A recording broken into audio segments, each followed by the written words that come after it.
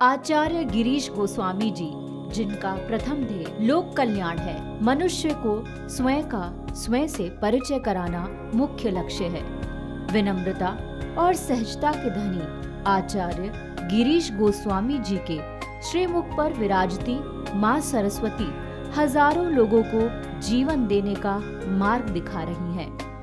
आचार्य गिरीश गोस्वामी जी पिछले 17 वर्षों से ज्योतिष के माध्यम से समाज की सेवा कर रहे हैं। आपने 8 वर्ष तक हरिद्वार और ऋषिकेश में गुप्त साधना कर जीवन बिताया। साथ ही 1 वर्ष तक महाकाल की नगरी उज्जैन में शिप्रा नदी के किनारे तंत्र साधना में संलग्न रहे। आचार्य गिरीश गोस्वामी जी को ज्योतिष विद्या में महारत हासिल है, जिसके माध्यम से वे जीवन और ज्योतिष के गूढ़ रहस्यों को जानने हेतु निरंतर खोज कर रहे हैं। लोगों के कल्याण और समाज के उत्थान हेतु देवभूमि हरिद्वार में स्थित आश्रम में आपके द्वारा कई सेवा प्रकल्प चलाए जा रहे हैं। समय समय पर उज्जैन और ऋषिकेश जैसे कई शहरों में आचार्य जी द्वारा शिविर लगाए जा रहे हैं, जहां हजारों की संख्या में लोग मानसिक एवं शारीरिक कष्टों से मुक्ति पा रहे हैं। अगर आपका किसी कारण से हमारे इस प्रोग्राम में संपर्क नहीं हो पाता है और आप अपनी समस्या को गुप्त भी रखना चाहते हैं, तो आप हमारे संस्थान के ईमेल पर अपनी पूरी जानकारी दे सकते हैं। आप हमें अपनी date of birth, time, place of birth और फोन नंबर मेल कर दें। आपकी जानकारी प्राप्त होने पर संस्थान द्वारा संपर्क किया जाएगा। हमारी ईमेल आईडी है care.saivedic@gmail.com। ओम कर्पूरगौरम करुणावतारम संसारसारम भुजगेन्द्रहारम सदा वसन्तं हृदयारविन्दे भवं भवानी सहितं नमामि भवं भवानी सहितं नमामि।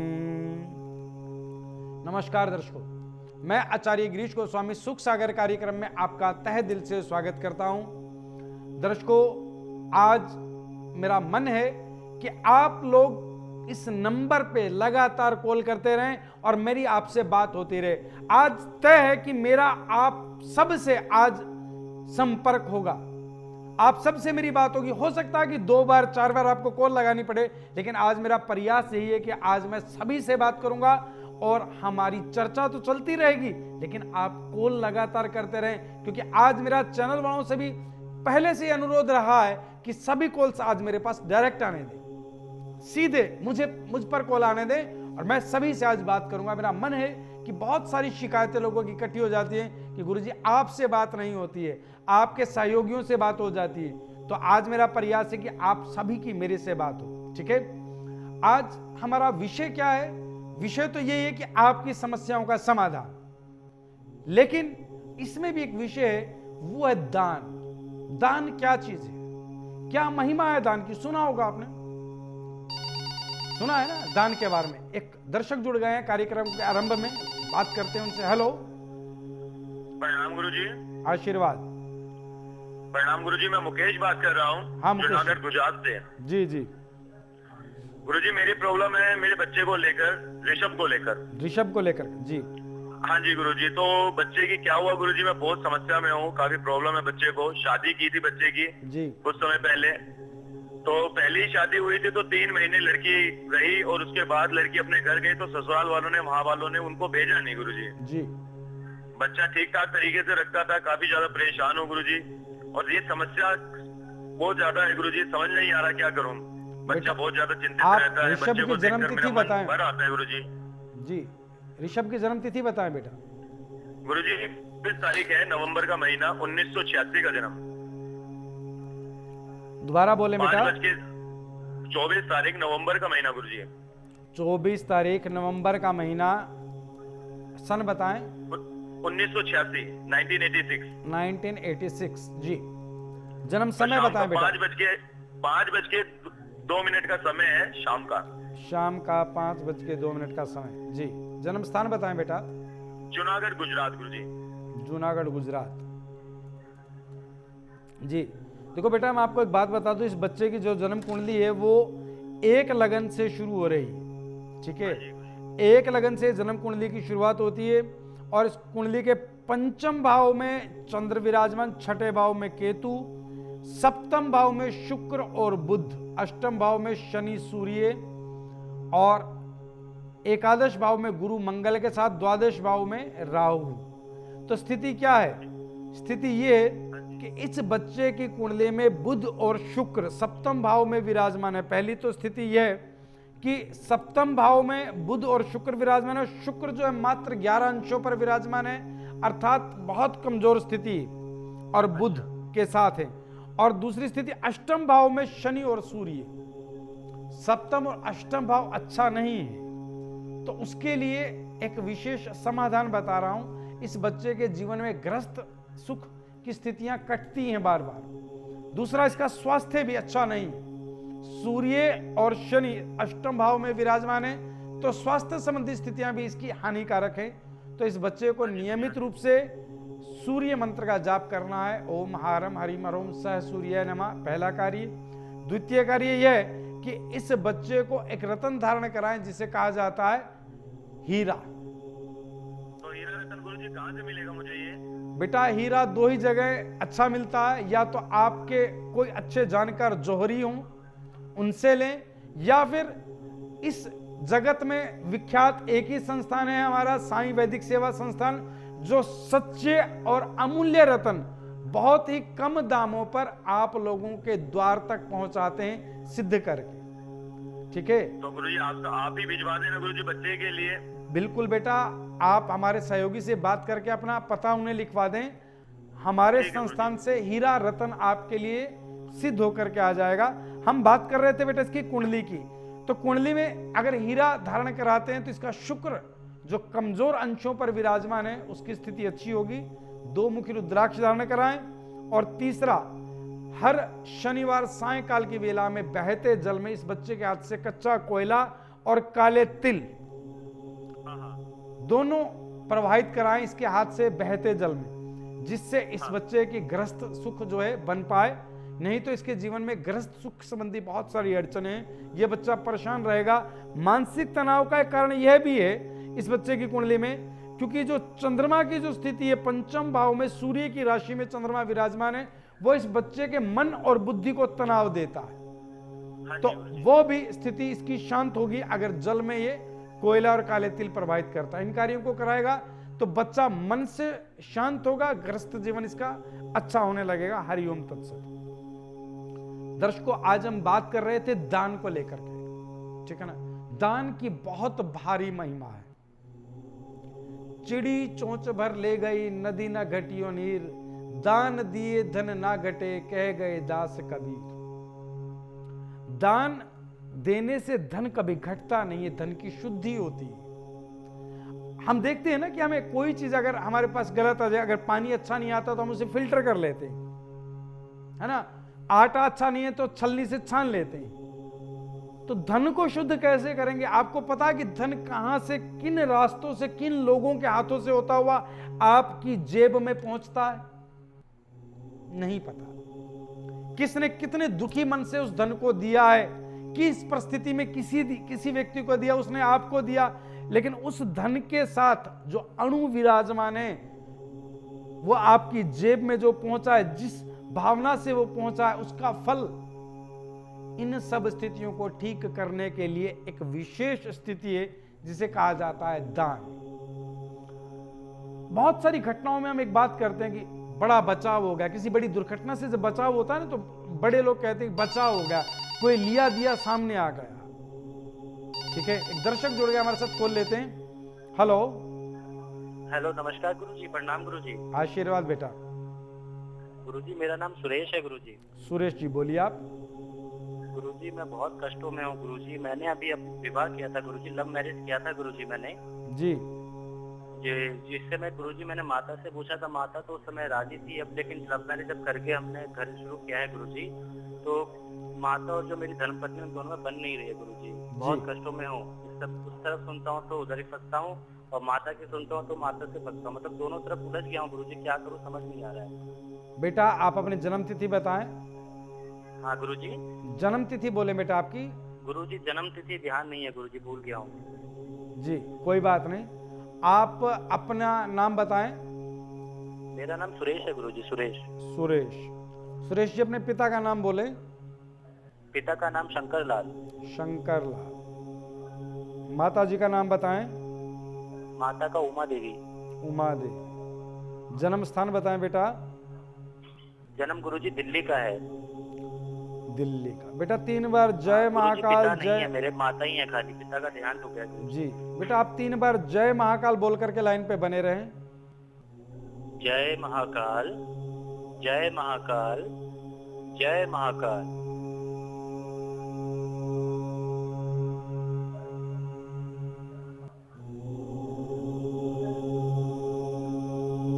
हर हर महादेव। जी गुरुजी। देखो बेटा मैं आपके भाग्य की स्थिति को देख पा रहा हूं और आपकी घर की हालात को भी समझ पा रहा हूं। देखो बेटा जिनसे आपने लव मैरिज की है, आपने कहा कि माता जी पहले तो राजी थी शादी के लिए लेकिन अब बन नहीं रही।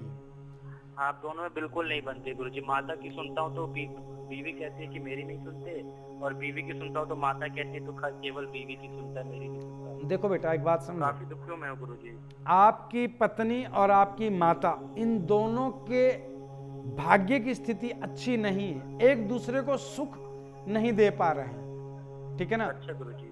उसके लिए आपको मैं एक बात बता दूं, आपकी पत्नी में एक स्वभाव है कि वो बहुत जल्दी बुरा मान जाती है। हाँ गुरुजी बहुत जल्दी मान जाती है, क्योंकि उनका चंद्रमा कमजोर है। हाँ हाँ गुरुजी। हर बात के लिए, छोटी छोटी बात के लिए बुरा मान जाती है। और आपकी माता जी का स्वभाव क्रोधी है। मन की बहुत अच्छी है आपकी माता जी, लेकिन स्वभाव से क्रोधी हैं। तो होता क्या कि इन दोनों का परस्पर तालमेल होने से पहले विस्फोट हो जाता है। अच्छा गुरुजी। तो इसके लिए आपको समाधान बता रहा हूं, आप वो समाधान कराएं। ईश्वर ने चाहा तो इन दोनों का तालमेल अच्छा होगा और आपका गृहस्थ जीवन अच्छे से चलेगा। आप विशेषकर ये है कि शुक्रवार रात्रि की वेला में केसर के कुछ दाने, तिनके अर्थात केसर के कुछ तिनके आप जल में डाल करके रखें। शुक्रवार रात्रि के समय केसर के कुछ तिनके आप जल में डाल के रखें ढक करके, और वो केसर वाला जल जो है जो शुक्रवार रात्रि में भिगोया वो आप अपनी पत्नी को पिलाएं। ठीक है, पहला कार्य। दूसरा कार्य ये है कि आप अपनी माता जी को एक रतन धारण कराएं, सुच्चा मोती। अगर माता जी आपकी मान जाएं तो अपनी माता जी को एक सुच्चा मोती रतन धारण कराएं 6.25 रत्ती का, ठीक है। और आप स्वयं 2 मुखी रुद्राक्ष धारण कर लें। इन कार्यों के चलते ये बेटा हमारे संस्थान से आपको उपलब्ध हो जाएगा। आप हमारे सहयोगी को अपना पता लिखवा दें। अच्छा गुरुजी, ठीक है। हाँ, 2 मुखी रुद्राक्ष आप धारण करें, और अच्छा ये रहेगा कि एक रुद्राक्ष 6 मुखी आपकी पत्नी धारण कर ले। इन कार्यों के चलते आपके घर से विवाद की परिस्थितियां समाप्त हो जाएंगी। अच्छा अच्छा, ठीक है, और आपका गृहस्थ जीवन सफल तरीके से आगे चलेगा। हरिओम तत्सत। दर्शकों, हम बात कर रहे थे दान के महत्व की। धन को शुद्ध करने का मार्ग इस दुनिया में एक है दान। दान किसे करें? दान किया जाए ब्राह्मण को। ब्राह्मण भी बहुत से मैंने देखा है लोगों में कि ब्राह्मण भी अच्छे नहीं होते। ठीक है, एक बात मैं जरूर कहूंगा बीच में कि आप लोगों कॉल्स जो है लगातार जारी रखें, क्योंकि आज का जो समय है वो बेहद कीमती समय है। आज हम एक भी व्यक्ति को छोड़ना नहीं चाहते जिससे कॉल पे मेरी बात ना हो। लगातार आप जारी रहें, 1 2 3 4 जितनी बार आपको कॉल मिलाना मिलाएं, लेकिन आपसे आज मेरी बात हो जाए इतना प्रयास आपको भी रखना और मैं भी करूंगा। ठीक है, हम बात कर रहे थे कि दान की जो महिमा है शास्त्रों में, ब्राह्मणों को दान देने की जो महिमा है बेहद अपार महिमा है। सभी ब्राह्मण एक जैसे नहीं होते। ये बात काफी लोगों ने मुझे कही है कि जी हम पहचान कैसे करें ब्राह्मण अच्छा है कि नहीं है। आपको क्यों पहचान करनी है? अच्छा है नहीं है, आपने ब्राह्मण को दान दे दिया, अब वो उसका कर्म है, वो उसका कर्म है कि उसने क्या किया। शास्त्रों में दान की महिमा ब्राह्मण को लिखी गई और आपने दान दे दिया। उस ब्राह्मण ने उसका कोई मदिरा पान किया या कुछ भी किया, वो उसका अपना कर्म है। आप अपने कर्म को सुधारें। एक दर्शक जुड़ गए, हमारे साथ कॉल लेते हैं। हेलो जी नमस्कार आचार्य जी। नमस्कार जी। जी मैं ऋत्विक बात कर रहा हूँ आचार्य जी, छत्तीसगढ़ रायपुर से। हाँ जी, हाँ बोलिए। जी मेरे जीवन में कुछ समस्याएं आ रही है, पारिवारिक रूप से और आर्थिक रूप से। तो मैं जानना चाह रहा हूँ ये किस कारण आ रही है, कब तक रहेगी, और इस समाधान, इसका उपाय कुछ जानना चाहता हूँ। हाँ बोलो बेटा, आपकी जन्म तिथि बताएं। जी हमारी जन्म तिथि है 6 अप्रैल 1992। 6 अप्रैल हाँ 1992 जी। रात के 12:53 का समय है रात को आचार्य जी। 12:53 का समय है जी। जन्म स्थान बताएं बेटा आपका। रायपुर छत्तीसगढ़ में जन्म हुआ है आचार्य जी। रायपुर छत्तीसगढ़ में आपका जन्म हुआ है। ऋत्विक जी, आपकी जन्म कुंडली मेरे समक्ष हाजिर है बन करके।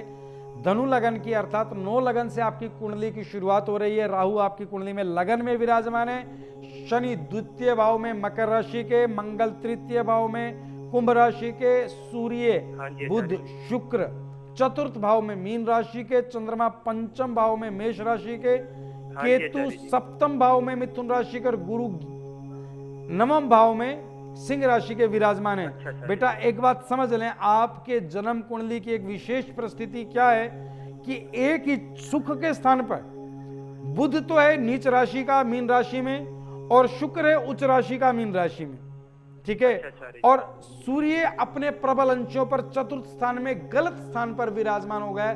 तो जो आपने कहा कि मेरी आर्थिक स्थितियां, मेरे घर की स्थितियां अच्छी नहीं है, उसके पीछे सबसे बड़ा कारण क्या है कि जो कर्म स्थान में आपकी कन्या राशि है, जिसका स्वामी बुध अपनी नीच राशि में शुक्र और सूर्य के साथ विराजमान है, जिसके कारण आर्थिक परिस्थितियां आपकी तनावपूर्ण। एक बात। द्वितीय बात बेटा, आपके ऊपर इस समय मंगल ग्रह की महादशा चल रही है, और मंगल ग्रह में शुक्र ग्रह की अंतर्दशा चल रही है, और मंगल भी आपकी कुंडली में शनि की राशि में तृतीय भाव में विराजमान है। तो एक ऐसा विशेष योग चल रहा है जिसे इस समय कुंडल योग कहा जाएगा, जो महादशा, अंतर्दशा और इस समय वर्षफल की स्थिति है, इसे कुंडल योग कहा जाएगा। इस कुंडल योग के चलते सब कुछ हिलता रहेगा, कांपता रहेगा।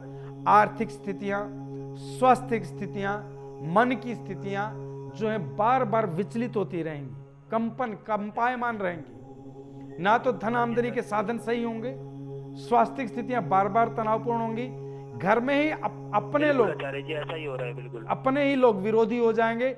तो बेटा उसके लिए आपको मैं एक समाधान बता रहा हूं। आपको नियमित रूप से बुद्ध मंत्र का जाप करना है। मंत्र है ओम ब्राम ब्रीम ब्रूम सा बुद्धाय नमः। द्वितीय स्थिति, आपको 12 मुखी रुद्राक्ष गौरी शंकर गले में धारण करना। ठीक है आचार्य जी, मैं कर लूंगा। और तीसरा कार्य, आपको एक रतन धारण करना है बेटा, जिसे कहा गया है पुखराज। अच्छा आचार्य जी। पुखराज सीधे हाथ की पहली उंगली में 7.25 रत्ती का अगर आप धारण कर लेते हैं तो बेटा सभी स्थितियों में आपको लाभ शुरू हो जाएगा। इसके साथ आपको एक विशेष कार्य करना है कि नित्य प्रातःकाल की वेला में आप आक के पौधे पर जल चढ़ाएं। आक के पौधे में जाएं और टहनियों पर जल चढ़ाएं, जय सदाशिव बोलते हुए, ठीक है। इन कार्यों के चलते आपके जीवन में जो इस समय कुंडल योग की स्थिति बनी हुई है, सब कुछ कंपायमान है, ये स्थिति ठीक हो जाएगी और जीवन का आनंद ले पाएंगे। हरिओम तत्सत। दर्शकों, पहले तो मैं ये कहूंगा कि आप कॉल करते रहें लगातार। आज चूके नहीं, आज मेरी आपसे बात होगी और आज हमारी समस्याओं का समाधान अवश्य होगा, ठीक है। हम बात कर रहे थे दान को लेकर के कि बहुत सारे लोगों को मैंने देखा है कि जीवन में धन है, जेब में धन है, भगवान ने धन की स्थितियां अच्छी दी हैं, लेकिन अपने जीवन के कल्याण के समय धन का प्रयोग नहीं कर पाते। क्यों? भाग्य साथ नहीं दे रहा। हर जगह अविश्वास, हर जगह अविश्वास। बेटा इस तरह से अविश्वास से जीवन को न चलाएं। अगर आप विश्वास करेंगे तभी आप लाभ ले पाएंगे। मैं बहुत सारे लोगों को देखता हूं जीवन में, बहुत अविश्वास के साथ जीते हैं, अस्थिरता का जीवन जीते हैं। अभी थोड़ी देर पहले ही मेरे से बात हुई फोन पर, मान लीजिएगा और उन्होंने कहा गुरुजी ठीक है, आप हमारे लिए जो पूजन सामग्री, जो स्थितियां आप कराएं।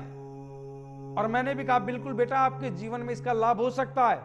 लेकिन कुछ ही समय बाद जब हम पता करते हैं कि बेटा ठीक है, हम शुरू कर रहे हैं आपका कार्य, तो विचलित हो जाते हैं। नहीं गुरुजी, मैं कल देखेंगे, आज देखेंगे। अरे भाई, मैं धन के लिए कार्य ही नहीं करता हूं, ये तो आपके धन का कहीं सदुपयोग कराना चाहता हूं। हमारे आश्रम के माध्यम से अंधों की, गायों की, नाना प्रकार के लोगों की सेवाएं चलती हैं। आप जैसे लोगों के दुखों का निवारण होता है, बहुत तरह के यज्ञ होते रहते हैं। हम कहीं आपके धन को लगा करके शुद्ध करना चाहते हैं, लेकिन आप उसे छोड़ना नहीं चाहते। मत छोड़ें, पकड़ करके बैठे, धन ही साथ जाएगा ऐसा आपको लगता है, लेकिन ऐसा है नहीं। दर्शकों, दान की बहुत भारी महिमा है। आप एक बात समझते क्यों नहीं? कोई भी विद्वान, कोई भी आचार्य आपके जीवन के कल्याण के विषय में ही बात करता है। आपके जीवन का कल्याण चाहते हैं। आप गृहस्थ लोग इस तरह से सोचते हैं कि शायद हो सकता है कि ये हमारा बिजनेस हो, हमारा व्यवसाय हो, लेकिन ऐसा है नहीं, ऐसा है नहीं।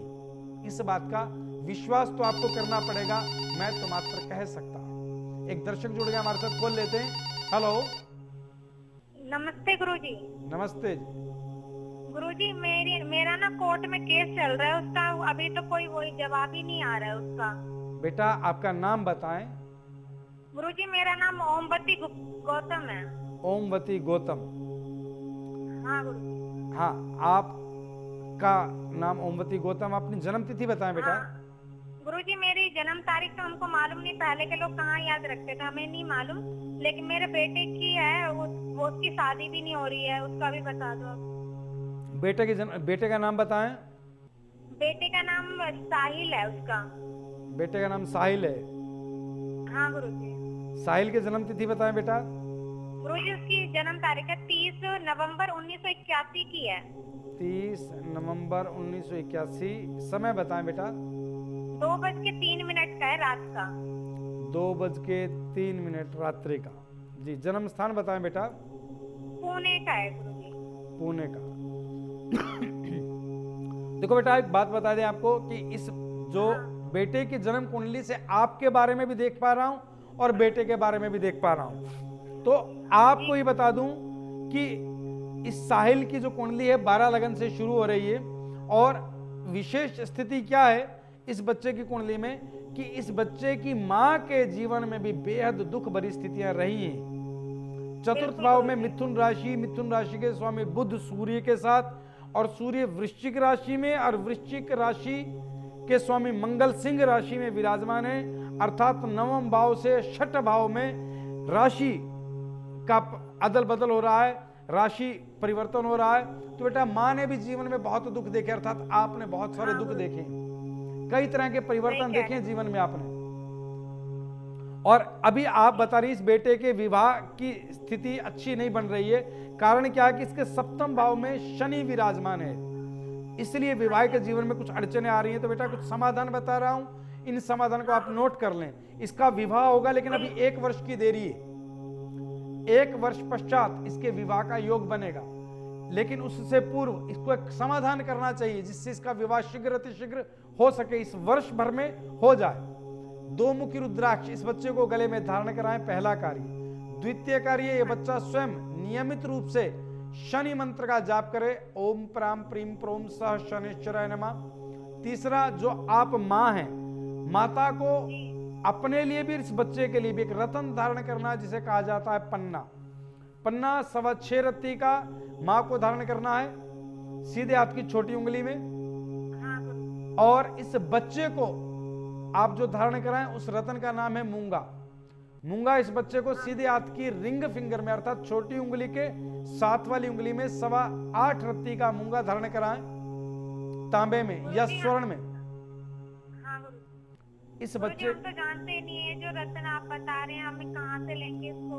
बेटा, मैं बार बार एक बात कहता हूं कि इस रत्नों के लिए इस संसार में जो एक ही जो मात्र संस्थान है जो सच्चे और शुद्ध रत्न आपके नाम और कुल के नाम से सिद्ध करके जागृत करके भेज सकता है वो है साईं वैदिक सेवा संस्थान, अर्थात हमारा संस्थान।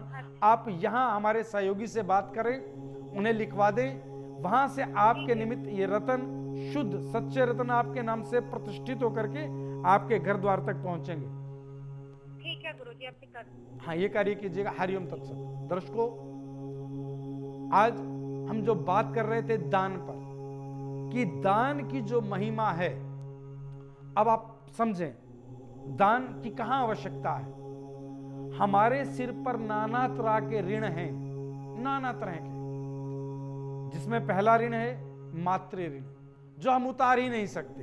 वो जीवन में मां मरते हुए अपना दूध माफ करती है तो वो ऋण माफ होता है। द्वितीय पितृ ऋण, जब हम अपनी संतान की उत्पत्ति कर उसका पालन पोषण भरण करते हैं तो वो ऋण उतरता है।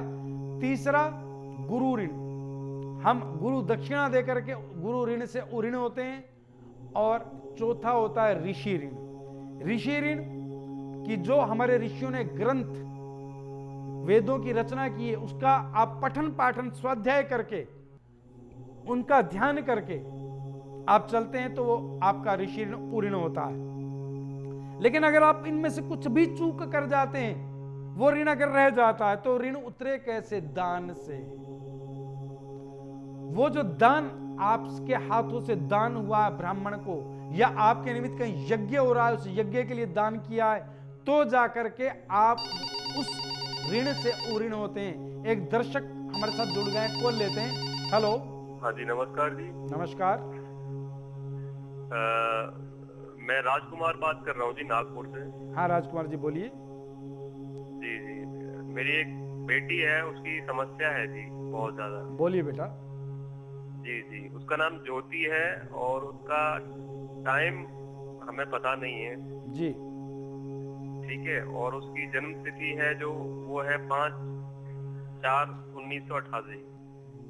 जी, आपको उसका समय नहीं मालूम? जी जी जी, कोई बात नहीं बेटा। ज्योति के पिता का नाम बताएं। जी मेरा नाम राजकुमार बताया मैंने आपको भी। हाँ जी राजकुमार। माता जी का नाम बताएं ज्योति की। माता का नाम है रश्मि।